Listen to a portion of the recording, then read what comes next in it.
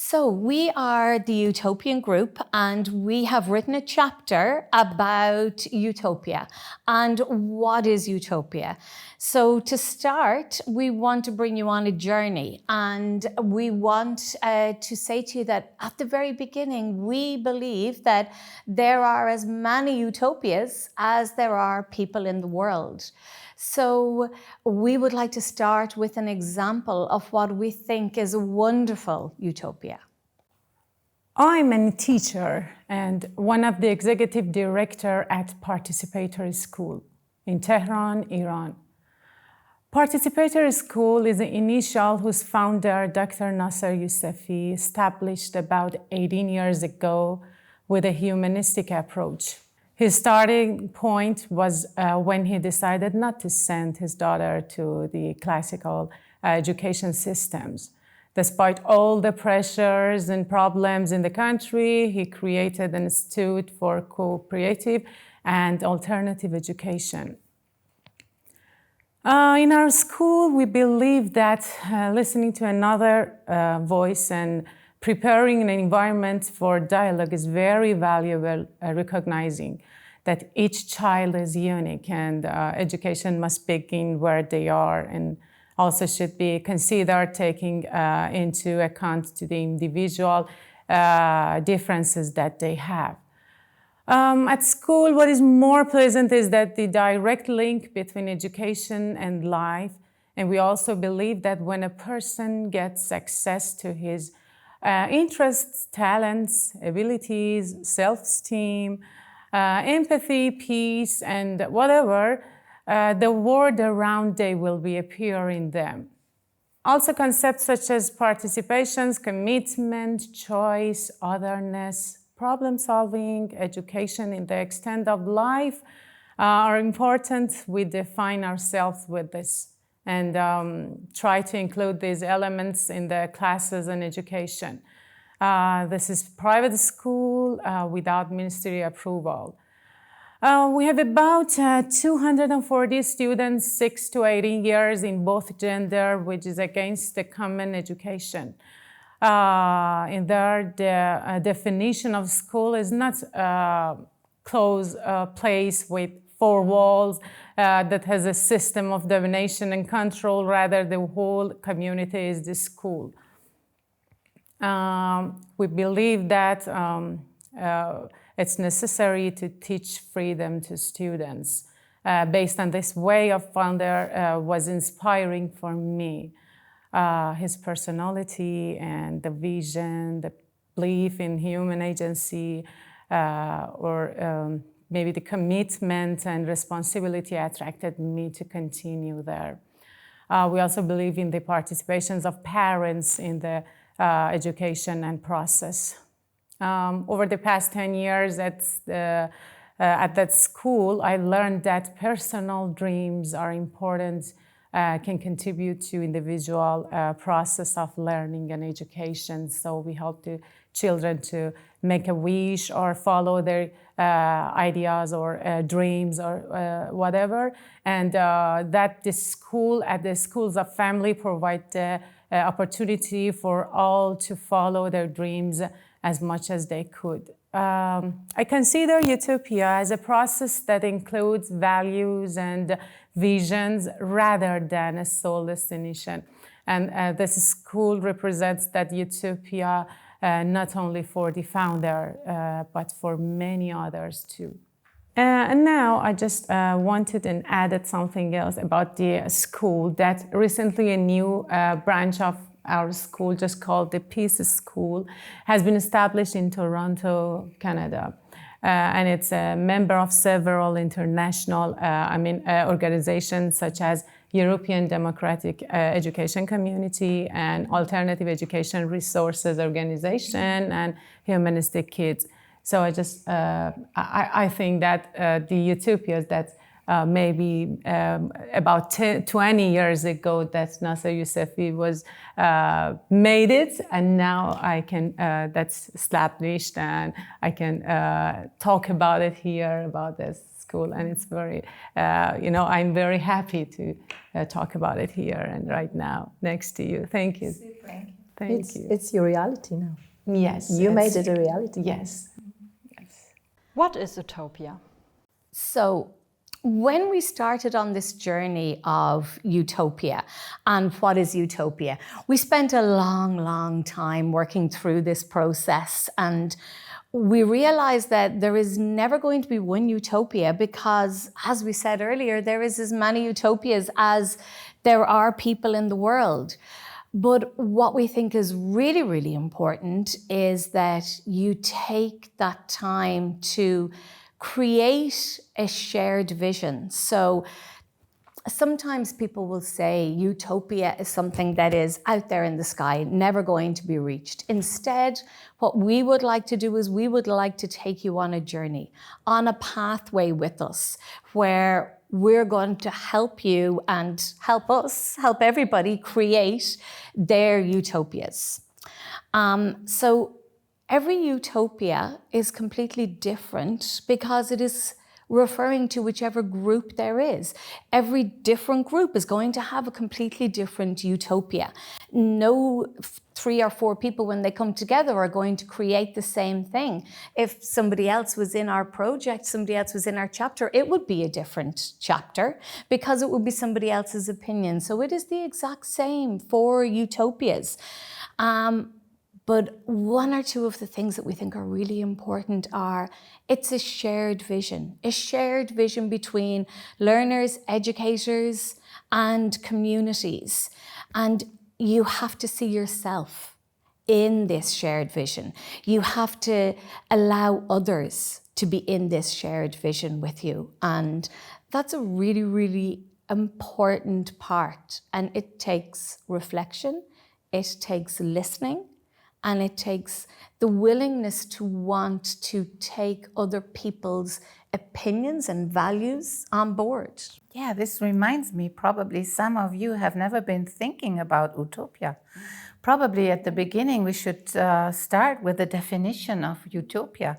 What is utopia? And probably even the word itself, we have probably very different understandings of an utopia. So what is an utopia? I know. I think, like we said, a utopia is so completely different for everybody. So for me, it involves inclusion, values, agency, autonomy, the ability to be able to frame and reframe what our space is, taking into account all of the needs of all of the different people. And those needs are going to change. So by definition, utopia is going to change as those people grow and they have new needs within their space. I'm not sure if you remember, but we started thinking about the basic definitions of utopia. We were looking at Sir Thomas More, first book that described this perfect paradise place where everyone is so happy. There is no trouble, there is no conflict, there is no and everyone is doing exactly what they're supposed to be doing, and it's also perfect, perfect place, perfect to the point that it's impossible. And then we started thinking about why is it impossible. Yeah. And then we started talking about the human uniqueness, and hence we linked that to there are as many utopias as people in the world, because it is impossible to create society in which every single person will be doing exactly the same thing, even though I think we all agree that there is tendency in education that we try to perhaps impose the frameworks, policies, and expect that there are certain things that will be happening in sort of context of education.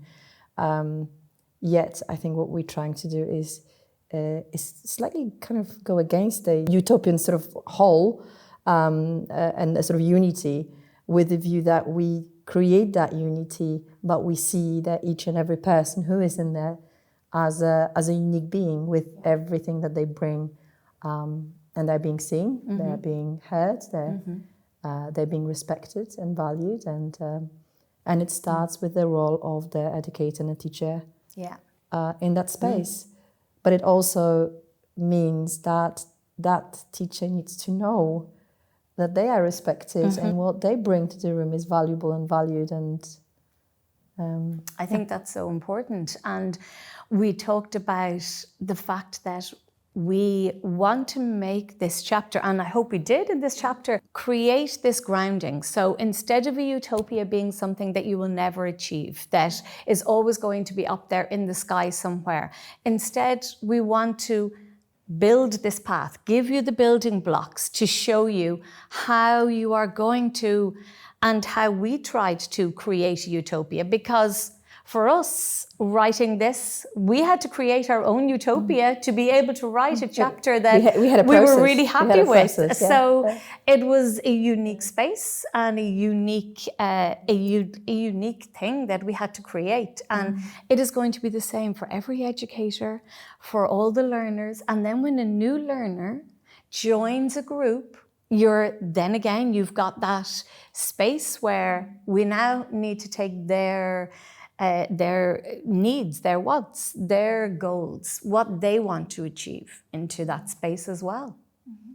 I think it's also about that when you step into that classroom as a new teacher, you know what is your dream, you know why you're there, you hold on to that, you keep that utopia there, it's there with you.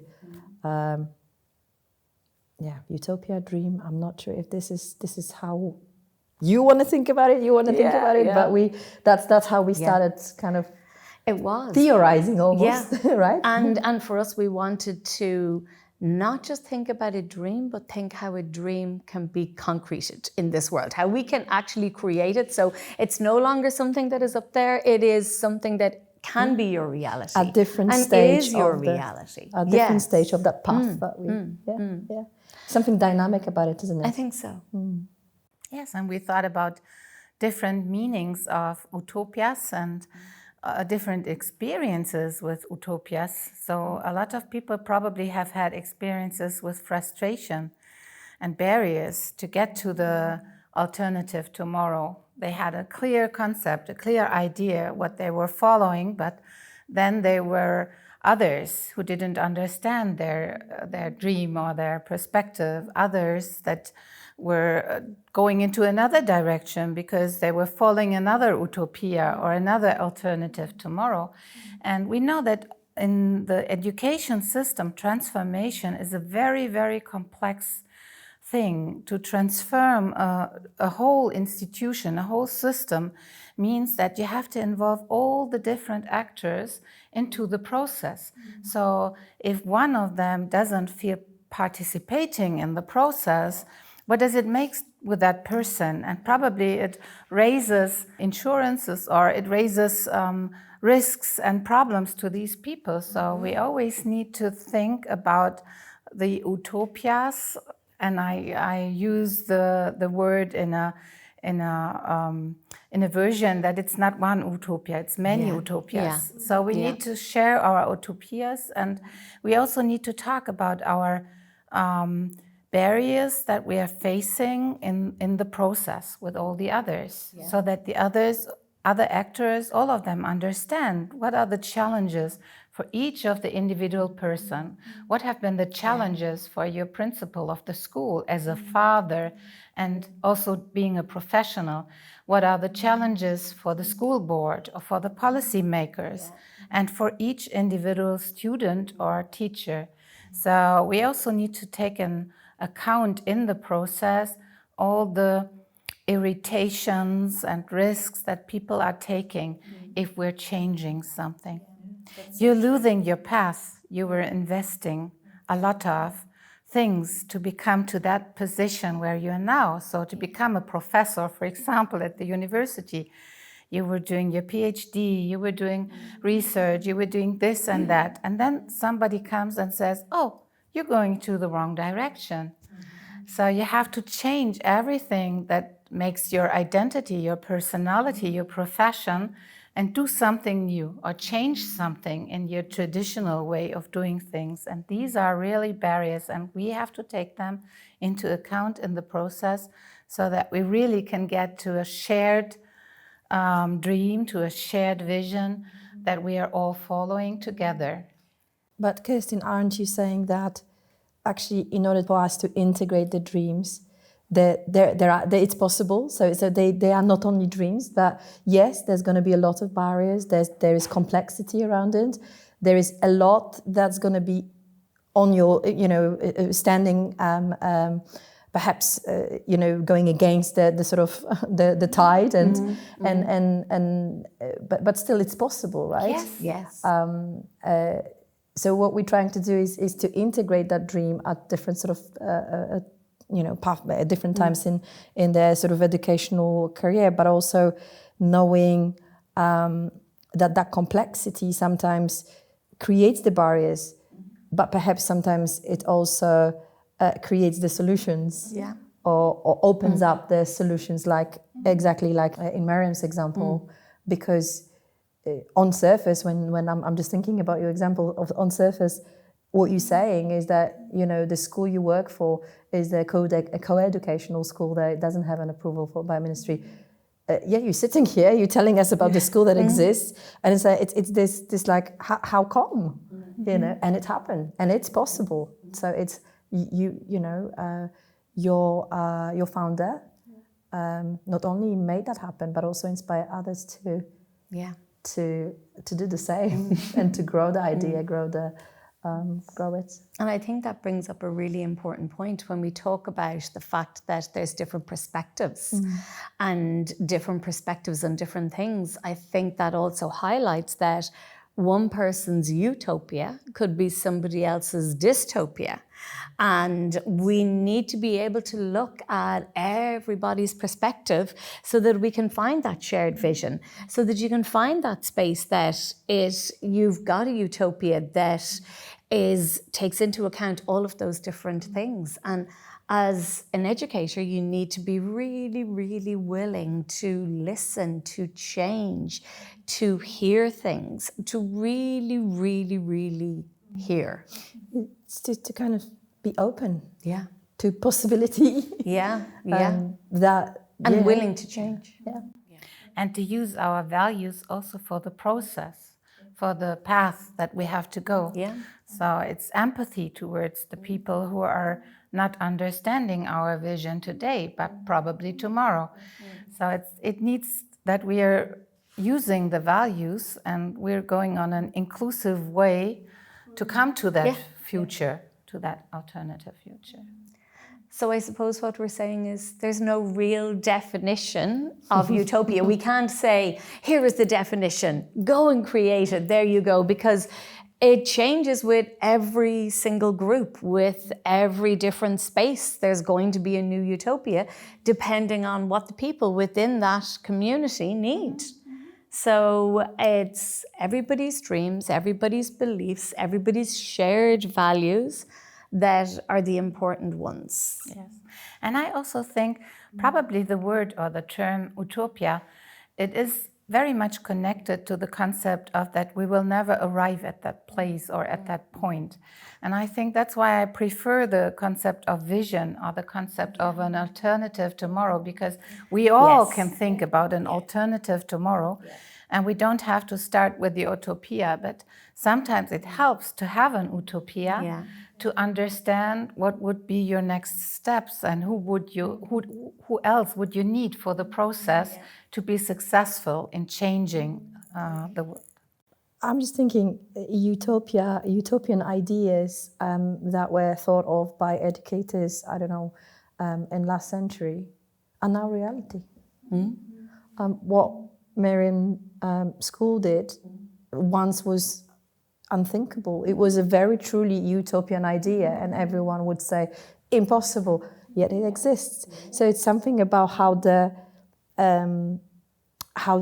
society, the education systems, and people who are those important. We were referring to the agents of change at some point.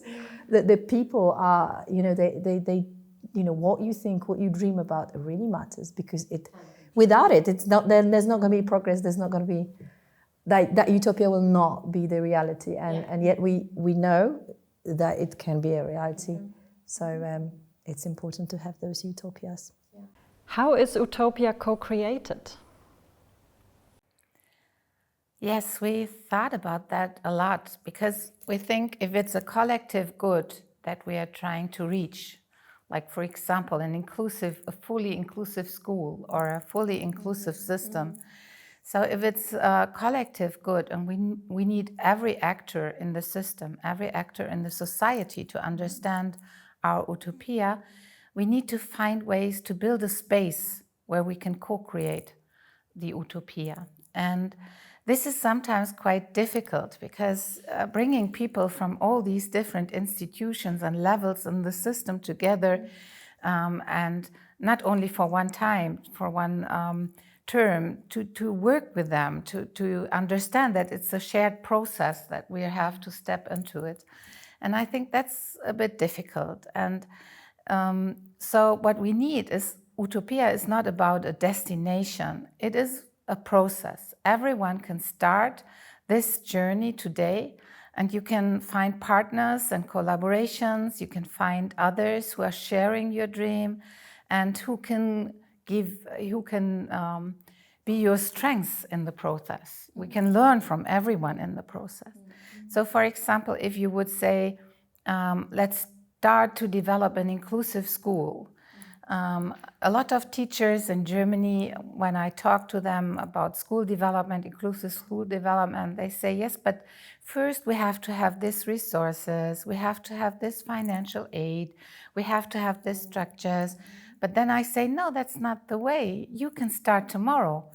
You can start the process tomorrow by You can start now. Yes, yes. By using your values in your own classroom, by using your values in your collegium and with the colleagues, and change things so that diversity is addressed and not something that you have to avoid in the classroom. You know, so you can start it every day and always. Yeah. And when you talk about starting it, we talked a lot about accessing children's voices, accessing students' voices, accessing educators' voices, learners' voices, accessing the voices in the community. And how would we do that? And there are lots of different models, lots of different ways, and every educator will find their own. And we talk about a few in the chapter. We talk about Laura Lundy's, we talk about Clark and Moss, but people will find their own as they go along and find ones that will suit them. And I think what's really important is how you get the voices. And then when you do access the voices and you know that it's the real meaning of the voices, you know, it's the real piece that you've really gotten to the crux of what the learners really, really want. It's only then that you say, okay, now what am I going to do with this information? This information needs to influence change. This information needs to be part of our utopia that we're creating. So everybody's voice, but then we talked about what happens if somebody's voice or somebody's value doesn't fit in with the shared values. So then we kind of said, well, do we start with voice? Do we start with values? Do we start with maybe agreeing some collective values and some agreed values? And then when we have those agreed values that are going to be the building blocks for our utopia, then do we say, now, what are our voices around creating these in a positive way, in a really positive way to be our utopias? So I think it's a really good way to start and to make sure you have really a collective good, yeah? You see, I'm thinking about the values, as you said, Georgia, and again, I'm thinking about how we think of values, of our personal values in a sort of professional space. So I think that can be quite complicated. Yeah. When you start teaching, you bring your personal self into that room. You bring those values, those beliefs, those wants, those those ideals with you. You have them. It's naturally part of you. But then you are no longer just Georgia or just Kirsten or just Miriam or just Aga in that room. You are you are a professor, lecturer, you are someone who is you are the teacher. Multiple identities of yourself, exactly. that you have. But then I think it's very important that we find a way that these personal values, which are very dear to us, that there is a way that we can integrate them with the professional values that are expected of us in the teaching space, because we operate in many different contexts. We work in very different countries. Each of our countries will have different systems, policies, and expectations of the teaching profession. Obviously, there's going to be strong alignments in there. There will be similarities, of course. But there will be different expectations in terms of what you're going to do in that classroom as a teacher, or whatever. It doesn't have to be classroom. In fact, I think there shouldn't be a classroom. Yeah. That's a community. Exactly. A space. In that space. Yeah. Yeah, space is a good word. But it is something about integrating who you are with, and maybe developing that identity as an educator in a way that is, and I'm using inspired by Mariam. I'm using the term congruent. Carl Rogers' humanistic sort of a take on things. That congruence is important, because that makes us happier, but it also makes us.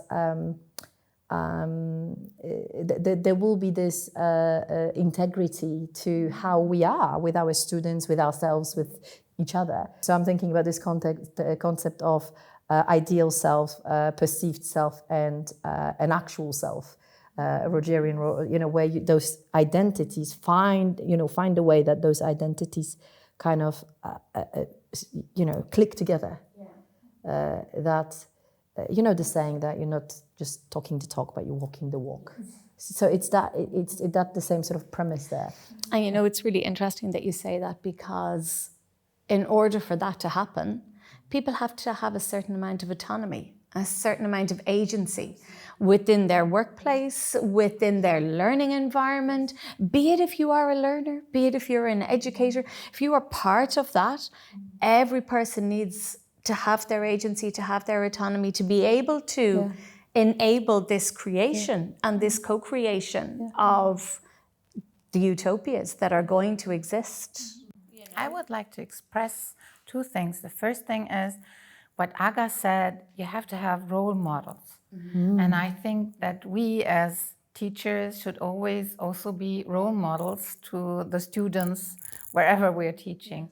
And the other thing is that all these values are deeply connected to each other. So if you're talking about freedom in your school, and if your principal was talking about freedom, it also meant that you as a teacher would have freedom in your own teaching if you have autonomy. So freedom is linked to autonomy.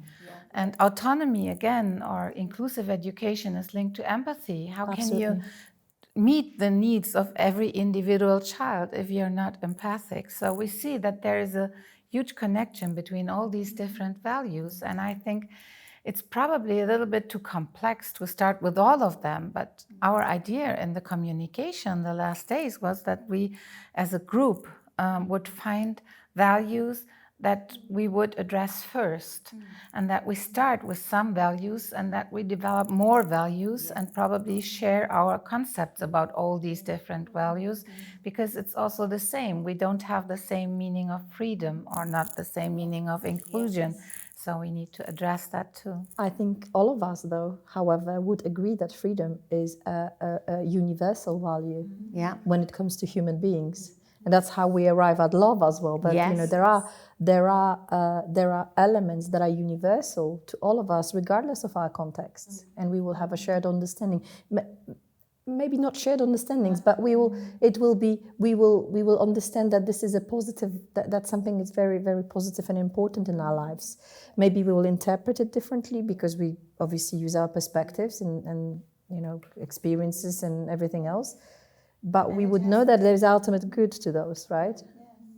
And there's always a different cultural meaning of every value. So, and probably some values are more recognized or more followed in some cultures than in others. And so we also have to, and also More desired between even. individual cultures and personal.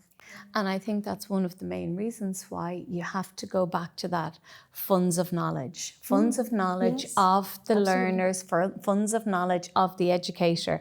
Everybody comes to the space with something. Everybody comes with their knowledge, their culture, their concept, whatever has interwoven them to be the person that they are today.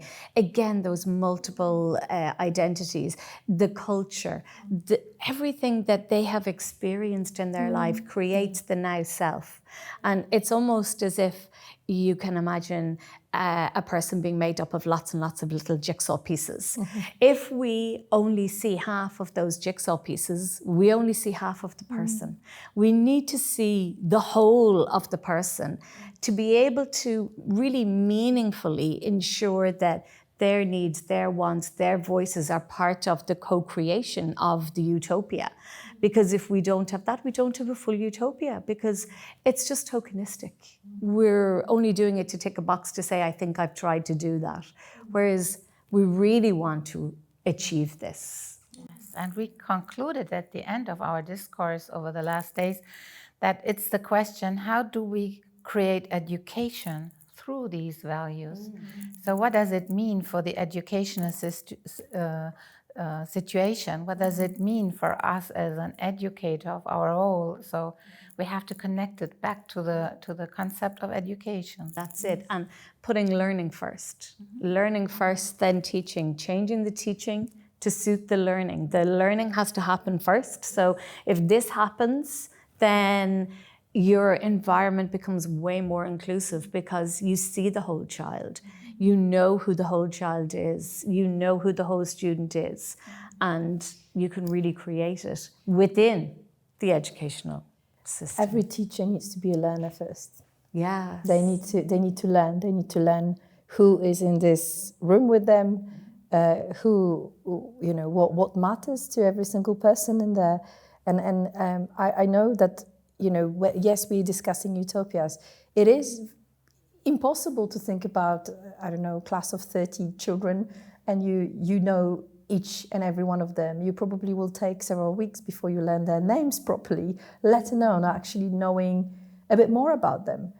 But it's not impossible. Yeah. It's not impossible to understand that, little Tommy is crazy about dinosaurs and I don't know, Molly is mad about, flying insects or something like that. I'm just saying that, even, having the little idea about each and every person you work with opens up enormous opportunities. Learning about your learners, 100%, learning yeah. from them. Yeah. That will make you a better teacher. That will make your yeah. teaching easier and it's all about their identity and belonging. It's all about seeing their identity and belonging. Validating it. Yeah. Validate them seeing their identity, visible within the space. And reflected in curriculum and everything that's happening. Yeah. And I mean, we did start with the teacher and the children together, looking in the mirror. Are you talking about the poster? Yes, how we created the poster. And yeah. looking in the mirror and thinking, okay, what do I want to see back? What is my reflection? And every day I go into class and I learn something new every day. Every day I'm in any community group, I learn something new. I learned a lot of new things with you beautiful ladies. But yeah, but you learn a lot. In every group you learn something new and something different. If you are willing to open up and be ready to learn, you have to be ready. Yes. And you can see, all of you can see that they are so enthusiastic about their own vision of school, about their own vision of being a teacher. And this enthusiasm, it takes over, if you're in a group with others who are sharing their dreams. So I think what we're really saying is the basis of all of this is relationships. It's relationships between all of the people in the community, whatever space it is, We don't want to say classroom, we want to say space. So whatever space it is, it's all about relationships, those trusting relationships. Nobody is going to open up to anybody else if they don't feel first there is a relationship, there is a connection, and the relationship is the building block. So there has to be trust, there has to be love, there has to be care, there has to be that piece of, I see you, I hear you. You are really there for me, you know, I really, really want you to be part of this.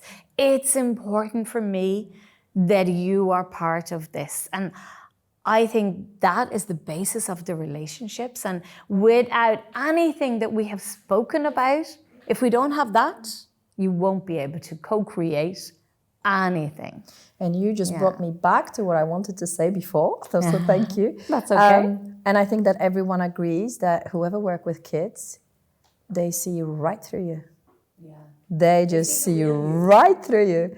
And it's like they see you and they feel whether you are genuine in your approach or not. And then there's something for me about being authentic, and that authenticity will only take place if you get that congruence, that you really truly believe in what you're doing. It matters that it comes from the right place, but it also goes into the right place. Focus is in the right place.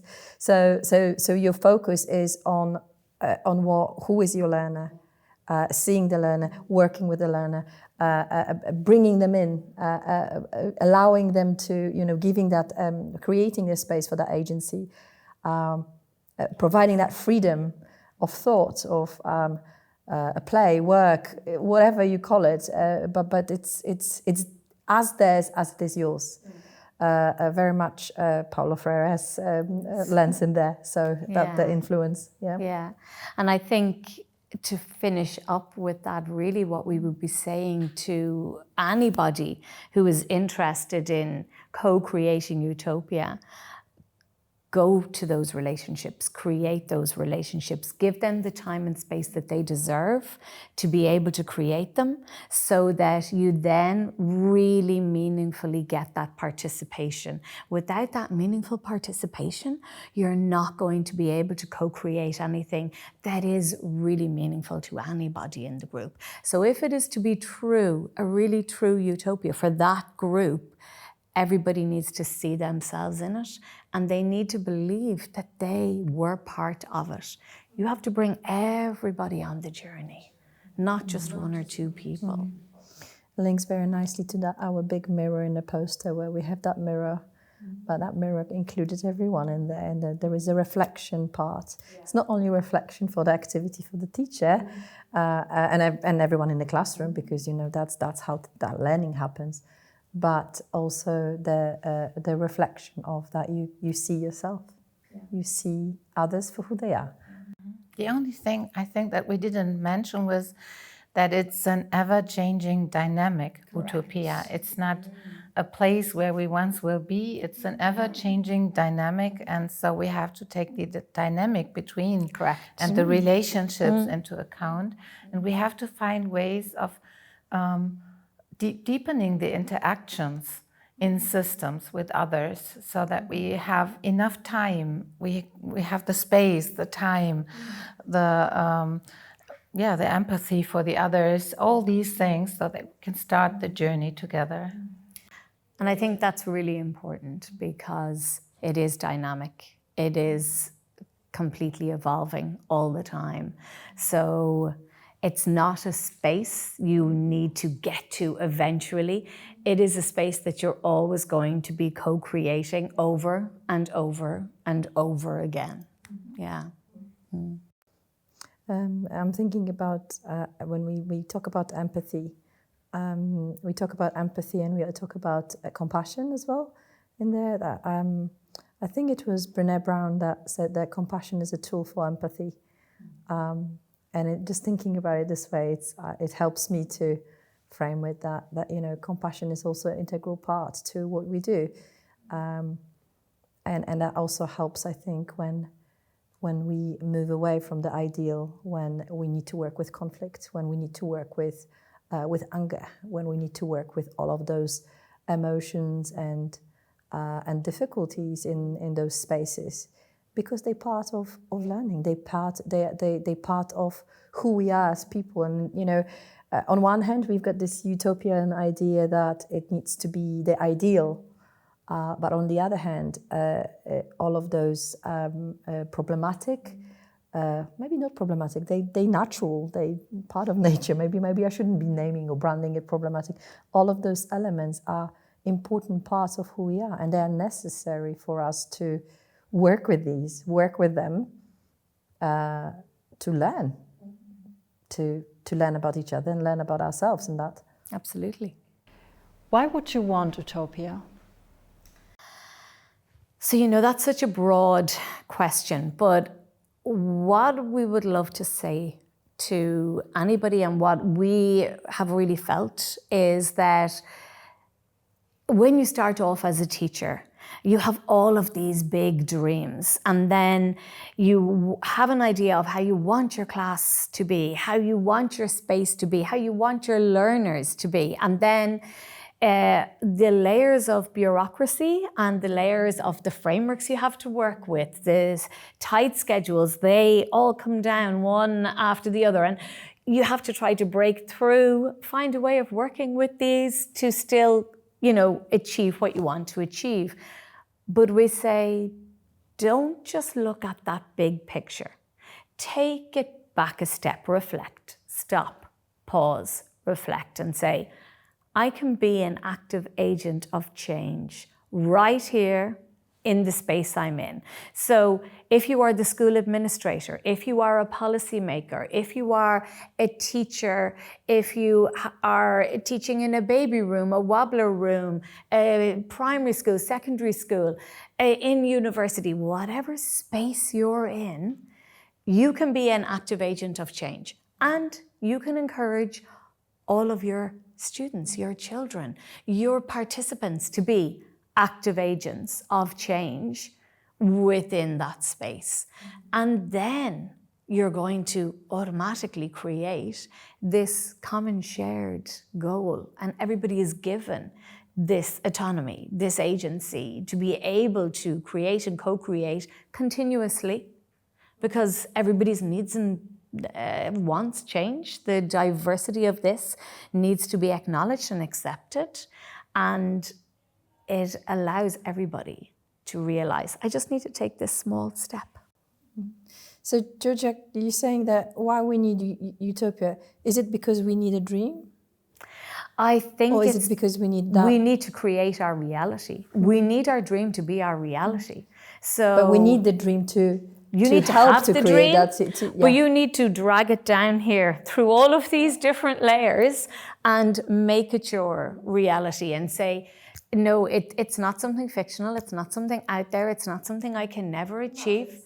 It matters, it's real, and it's really, really important. It is the same as you have to meet people where they are. If the child is hungry, the child can't learn. If the child is cold, the child can't learn.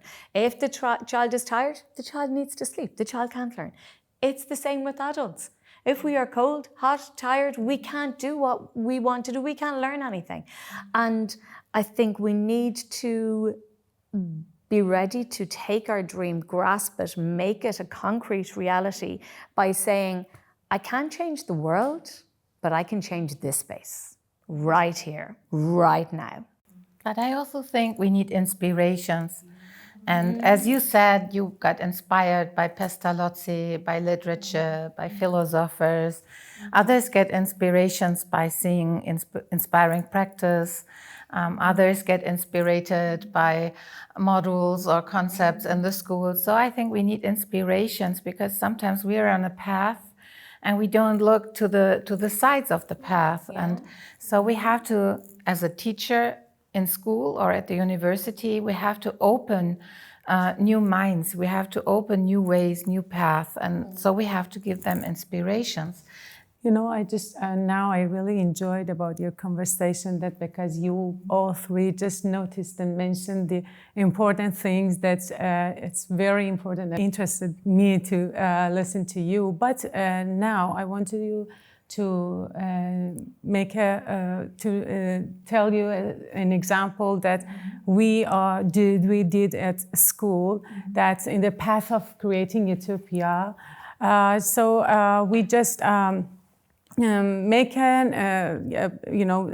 a group, just sit and talk to each other to make an idea together, so that can walk on the path of the utopia with the children or with the other colleagues, or maybe with the other facilitators, or maybe teachers or families, to design a workshop or some events to participation of teachers and students and families. For example, designing events and maybe some workshops that's based on the character of Peter Pan in Wonderland, that we participated in our school, in the yard of the school, and make a Wonderland, make a Neverland for the students, and also ask the students and the students to be a Peter Pan and the Tinkerbell in these events, We also, as teachers and facilitator, ask about the Peter Pan, lots of many, preparations, sessions, to make a big event or workshop for them. Concepts such as trust, or maybe eternal child, or maybe whatever responsibilities, or maybe care, maybe some other things that we try to work with them, because if we trust them, if we help them to work with each other, or maybe whatever's, children had the opportunity to maybe enter to the big community or the big society. And now, honestly, I by myself think that I'm in the path in the utopias, because as we said before, that utopia is the path, not the sole destination. I think that the journey is more important than the destination. Yes, I by myself, I think that I'm in the utopia's path, and I really enjoyed, and I think that we have to help them to make a wish, to help them to follow their dreams, That was very interesting, I think, and with it. I think that is such a fabulous example of, you looked at their emergent interests, you looked at their dreams, and you took it and you made it a reality. You created that space right there for them, that they could see, right that now, they could play and here, in. I think that I'm just really in a wonderland with the smart and very brilliant persons, and very smart, and I really enjoyed, and I think that I make it here for myself as a utopia. I would like to share an example from the university. Okay.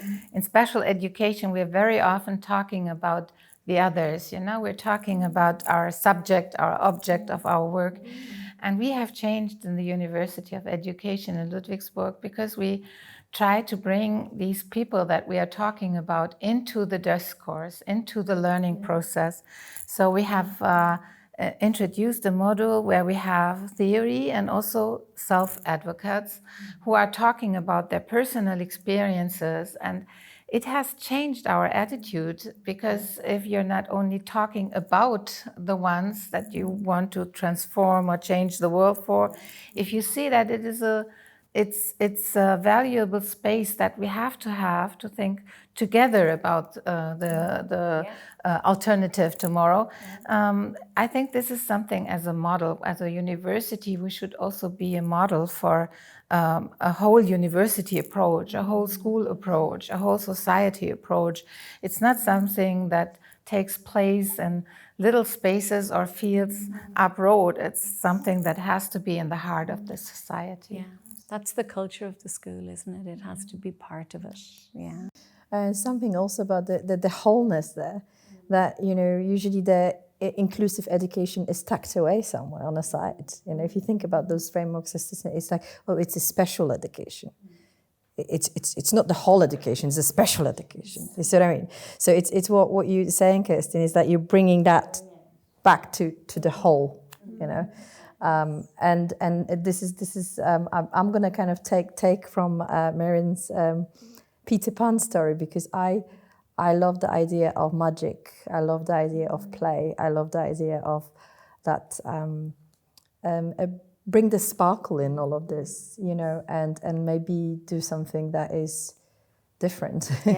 Maybe as we said before, disrupt the status quo and be brave enough to see how you can do it.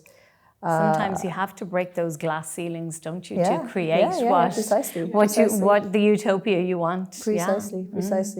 And I'm just thinking that, you know, as Kirsten, you said about bringing real advocates into teaching, you inviting community into the school, but you also bringing that integrity, that credibility to the teaching, because you create an experience in which your students are listening to real voices and learning directly from those real voices, where you're making them hear and see and take from it. And I think it's the experience that we are, I think, quite often missing. I think it's particular for higher education, where in higher education we forget how to play. Play is for kids, not for adults. No. And it's important, it's for everybody. We forget how to talk about love and passion and inspiration. These are like a bit of a taboo words. And I feel like we need that utopia right in there, that for that very reason, to be excited about, you know, being there, being part of someone's experience. And I think then to finish, we wanted to really look at some reflective questions, didn't we, that would maybe everybody could think about, yes? So like, what is your utopia? You know, you need to think about, what is your utopia? What do you want your utopia to be? How would you like to create a utopia within the groups that you're in? Yeah? Why would you think it would be important to have an utopia? I think it's not only that we are talking about utopia, we want to give you inspiring ideas how you can deal with your own utopias. And yes, we need resources. Yes, we need acceptance of the ideas. And yes, we need support. But we can also get closer to those shared values, those agreed values. And you can be active agents to create those alternative tomorrows. I'd say dream big. Dream big. And even though you start your journey as a teacher, you know that you need to learn a lot of different important things. You need to learn the context in which you operate. Knowledge is power there, because you can use your knowledge and understanding of those frameworks precisely for this reason. You can then find the ways to disrupt them. Or find those gaps, where you can sneak your dream somewhere and follow it and we talked about the gang, didn't we? Find create your gang. your own tribe. Yes, to find those people who will do this with you. Yes. So the question for would be, who is in your gang? How do you identify them? Start those conversations, that dialogue with people where you can find your tribe. Yeah. And always share your visions with everyone around you.